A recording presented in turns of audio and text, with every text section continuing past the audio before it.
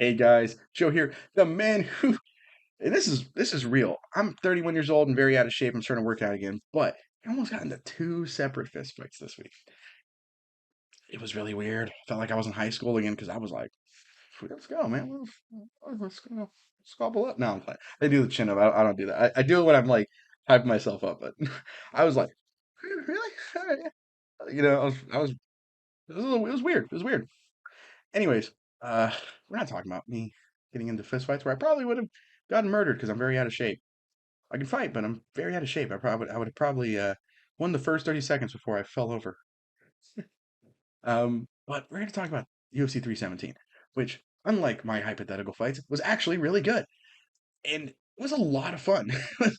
It was so good. It almost made you forget how awful of a slump we are here in the UFC and the MMA sphere.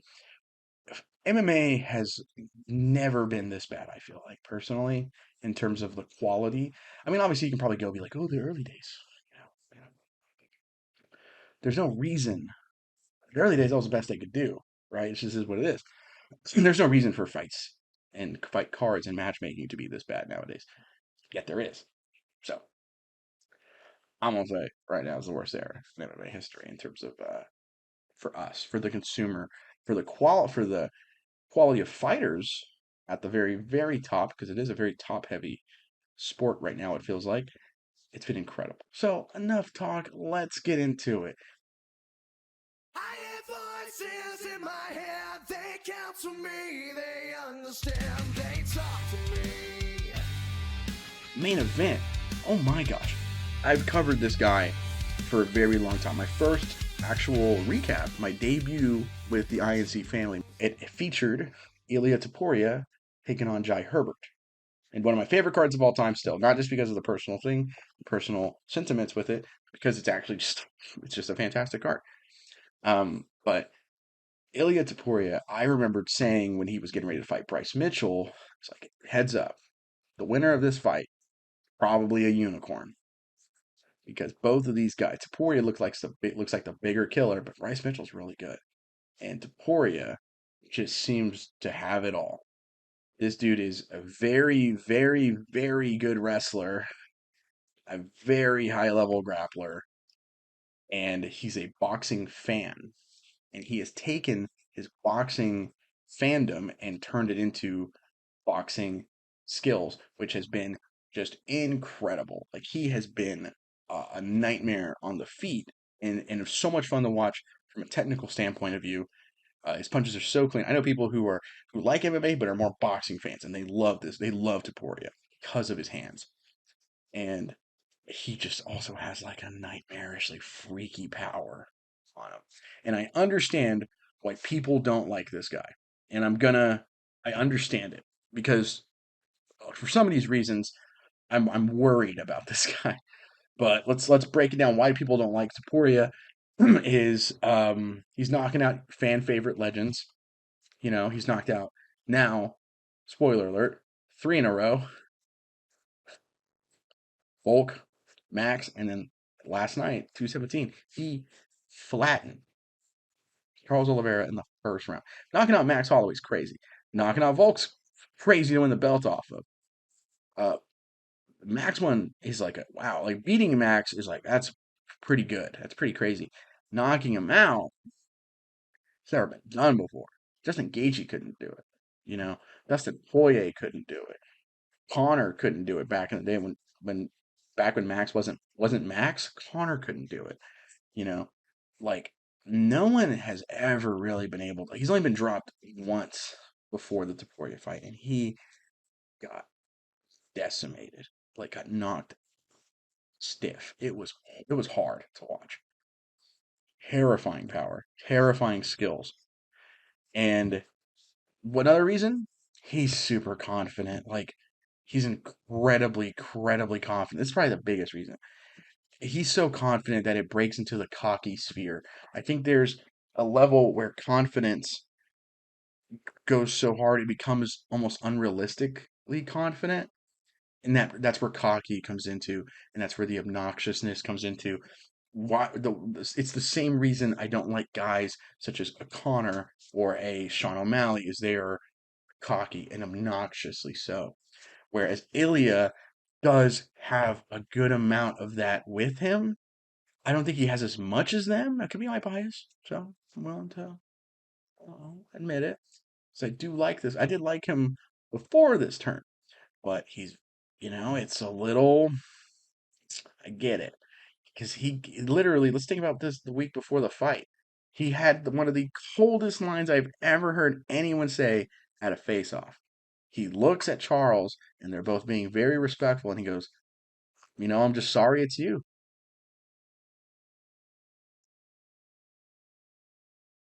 Haunting. Haunting stuff.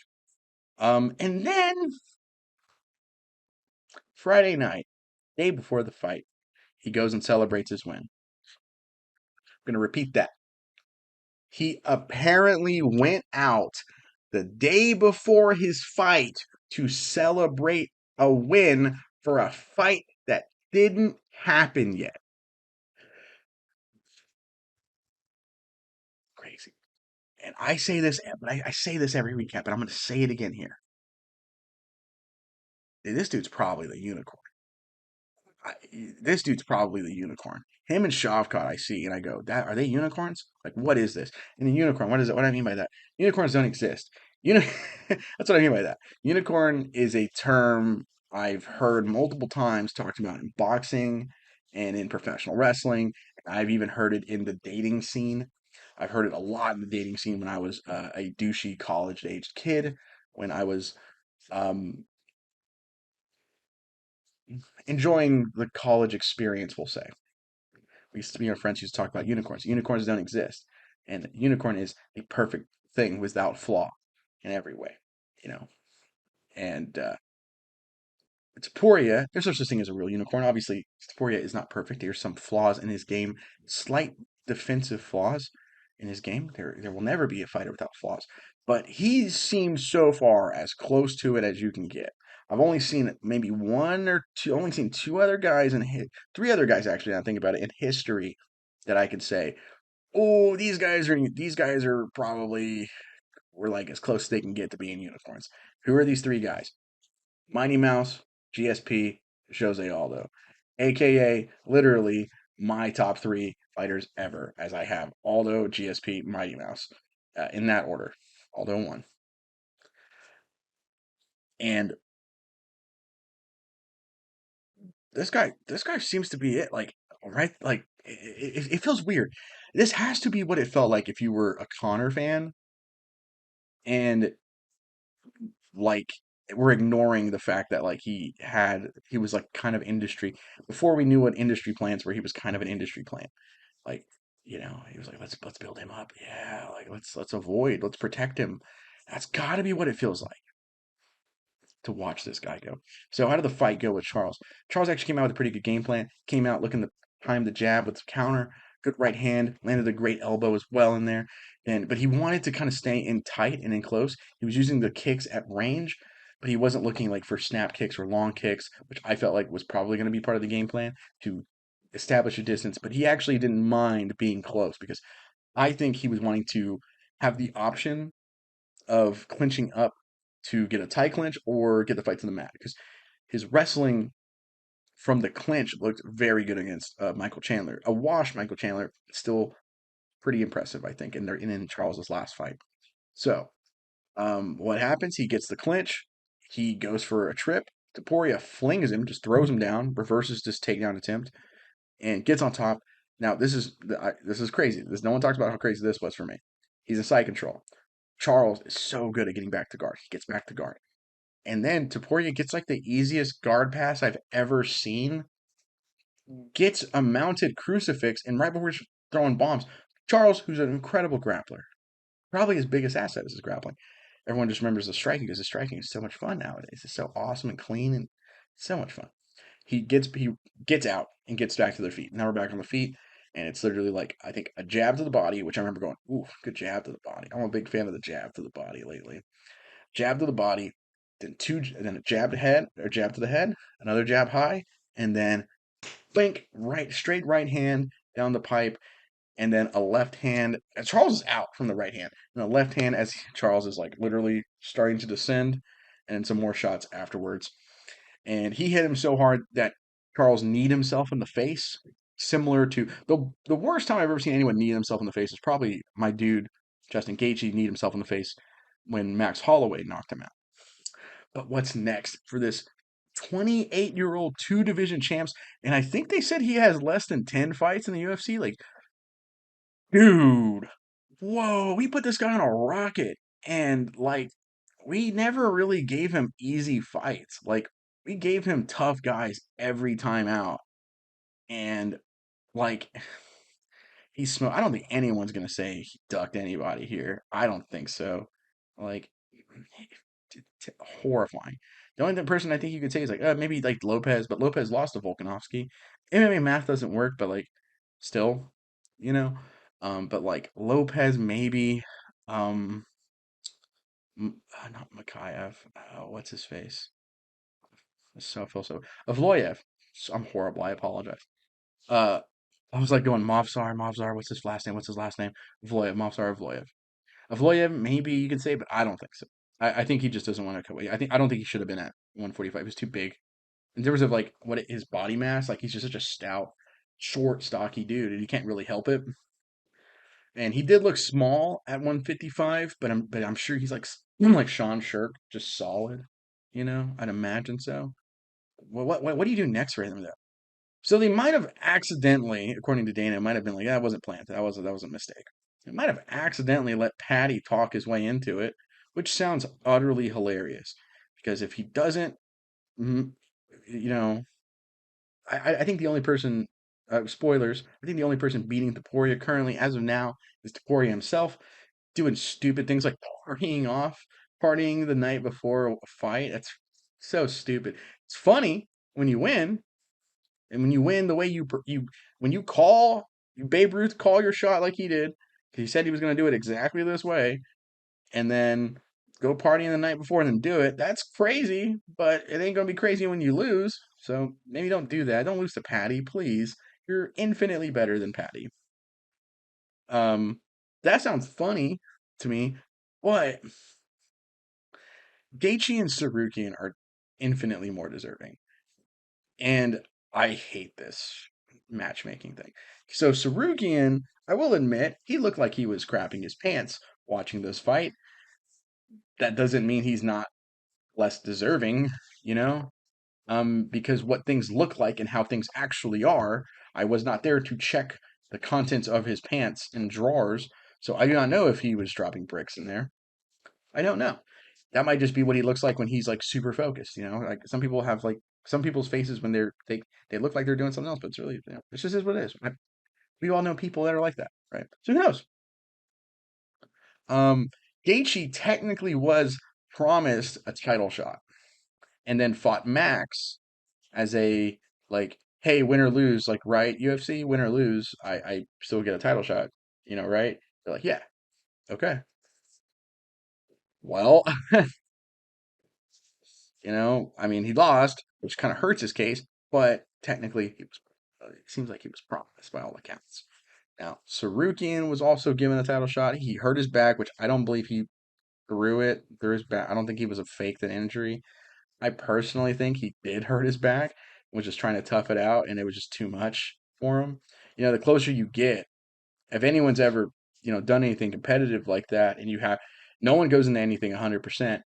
This is from my experience. If you go into anything competitive and you have something like irking you, the mental warfare that it plays on your head just feels worse. And the mind is an incredibly powerful thing. So if he was hurt going into that week, and he's nervous about his back, but is like, I know I can beat this guy healthy. I just got to get this back might hurt me, but I think I can. I might be able to pull it off. That I might be able to pull it off still with a hurt back because I'm a warrior. Mentality is going to slowly kind of wear down the closer you get. The closer you get, maybe your back's tightening up more. Every time that back tightens up, or it aches and groans and twists on you, it's going to feel worse the closer you get because that's your mind messing with you. And if it got in, by all accounts, he couldn't move off the floor. It locked up on him like that. That sounds like it was a somatic thing. And as someone who went to school for, I went to school for psychology before I went into IT. I was going to be a psychologist. Someone, and I thought about being a sports psychologist actually. So, because this is stuff is interesting to me, and it still is, But I don't, as someone who is pro as a grown adult man going to therapy and pro, like getting in there and like understanding the pain and twists and turns of how the mind can affect your injuries. I don't fault him at all for that. I don't think that's weak. I don't think that's, you know, there's a couple of other words I just won't use. What words I'm using for. I don't consider that at all. So I don't think Sarukian's case is hurt at all. But I don't think Gaethje's case. I think Gaethje's case is only hurt by this non-canon BMF fight he had with Max. I think it should be Sarukian is more deserving than Gaethje. Gaethje's more deserving than Patty, and that's kind of how I view it.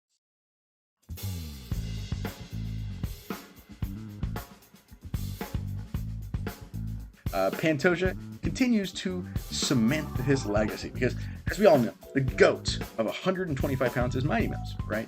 Pantoja is doing his damnedest to challenge that concept. And I don't think Kai France was the best matchmaking call, personally, because he's like 1-1, I think, going into this fight. Great win over Steve Erceg. I will give him that. But, I don't think I gave him much of a chance here. And I think the reason this fight was made because this is a guy that Pantoja officially on a professional level hasn't beaten yet. So he was like, it's a fresh new face, better than a rematch. And I feel a little vindicated here because Pantoja came out early from the jump. They basically touched gloves and he just at him, right? Flurry of strikes, good kicks, punches, takes back, or gets takedown, takes the back. There's the round because he couldn't get it. He couldn't quite get the submission there. The second round, mostly on the feet, where you think Kai France is going to have the advantage. No, Pantoja still pressuring him with kicks, with punches, and I'm sure the fear of another level change is there for Kai France. Third round, very similar to the first. Pantoja this time gets the back, gets takedown, gets the back again. Rear naked choke. It's over. And Pantoja is insane. And what's next for him? Well, let's talk about this. Because the fight before that is probably going to be fight of the year. Joshua Van, Brandon Royval. Now, I didn't mention this with the Topuria things. I'm trying not to talk too much about that fight. But Topuria had my favorite walkout of the night. He has one of my favorite walkouts in MMA right now. Walking out to Canción del Mariachi by Los Lobos or Antonio Medeiros, as it was famously done in Desperado. That's one of the best songs ever. Oh, yo soy muy bravo. Oh, I can sing it right now. I'm trying my hardest not to sing it right now. My Mexican heritage is pouring through me, even though he walks out to that song because Antonio Banderas is Spanish. He's not Mexican. He's from Spain. But Brandon Royval had a dope intro. I always forget that he walks out to the song, and it's a perfect song for him because his nickname, he's Darren Till's favorite fighter. His nickname is Raw Dog. And he walks out to Shimmy Shimmy Ya by ODB. Ooh, baby, I like it raw. Yeah, baby, I like it raw. Like, sick. But I was really pumped for this fight. And so I wanted to bring that up because it's cool. Him and Joshua Van put on fight of the year, probably. I actually cooled off on Joshua Van after last year. I think it was like last August or July or something like that, like almost about a year ago. He got knocked out by Charles Johnson in the third round, but he kept coming back and he's fought 5, 6 times since then. Crazy after keep fighting like that after a knockout, and he's just looked better and better and better and better and better. And this is probably his best performance against the best competition he's ever faced. Fight of the year caliber win here against Brandon Royval for unanimous decision. The first round, Van, who actually is a slow starter in my research, is looking calm, collected. Royval is very much a quantity fighter. He has good power, but not like one shot put you down. It's more like he can put you down pretty hard with one shot, but he's going to beat you with like a flurry of shots, right? If he's going to put you out. And uh, Royval's just pumping out strikes, going crazy. But then the counters were slick, they were clean, they were brutal, and they were gross in the best way possible. They were awesome. And I definitely think Van won the first round. Second round, Van really putting it on him pretty well, but I think he loses the second here because Royval's doing kind of figuring things out, getting his timing down, and getting his actions down, looking very good. But the third round, these guys are just beating the hell out of each other. And Brandon Royval gets basically almost knocked out on his feet. And he basically gets saved by the bell, I think. Um, and I want to talk more about this fight. I'm already like 20 minutes. So I talked so much about the main event. Apologize. If you haven't seen this fight, look it up. Please look it up online or go watch it somewhere. Find a way to watch it because I'm not encouraging anything illegal. Watch it legally. But watch it legally. But it is one of the most fantastic fights I've seen in a long time. Like that was a fight where I was like, oh, man, after all this Apex slop, this is what it feels like to enjoy MMA again. I enjoy MMA again. I loved MMA. What happened to me? It was a wonderful experience. Wonderful. Just chef's kiss. It's like after you watch a bunch of Fast and the Furious movies and you go, "Oh my God, I don't think movies suck." And then you watch like Goodfellas right after and you go, "Yeah. Oh, eat McDonald's for a week and get a prime rib on Saturday." That's what I'm saying, all right? That's um food's good. Uh, I like McDonald's. I shouldn't talk too much crap. Fantastic fight. Uh, and Van, they'd tell him, hey, you just beat the number one contender that was fighting for a title, or going to fight for a title if you won.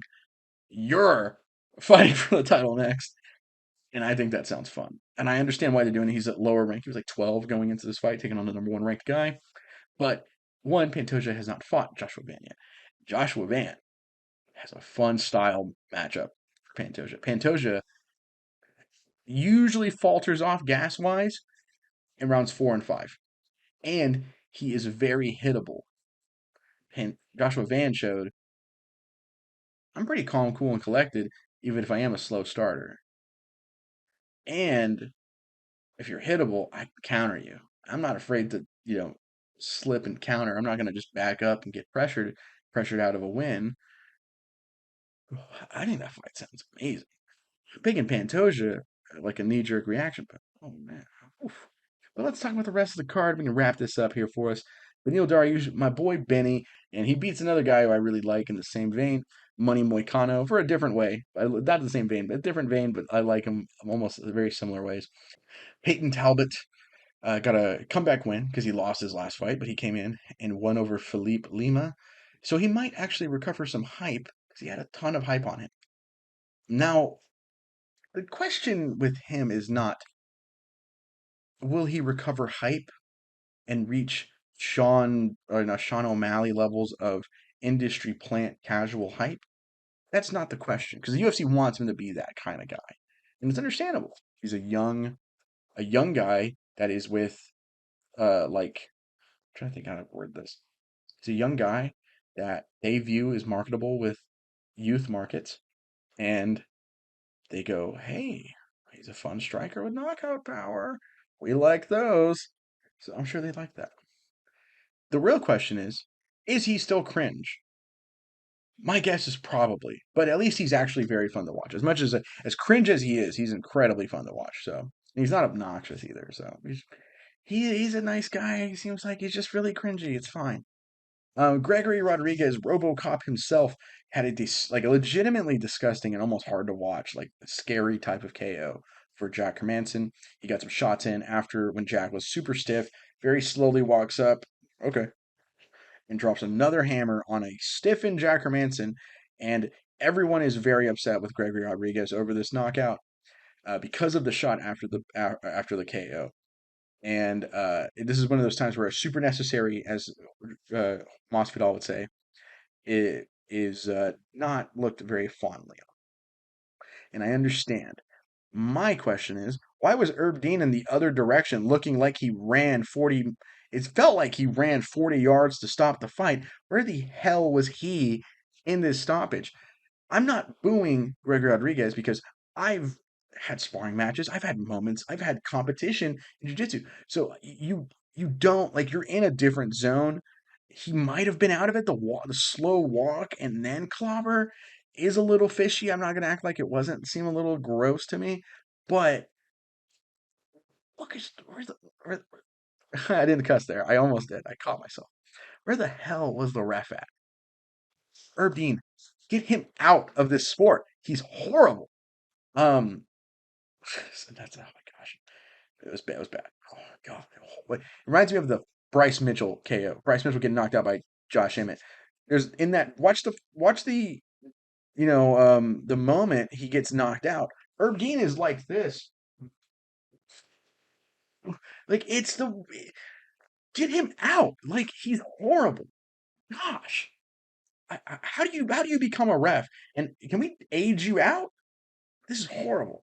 I'll ref. Oh, let me ref. I might actually look into this. I'm gonna be honest. I might actually look into this afterwards. Thought about being a judge before.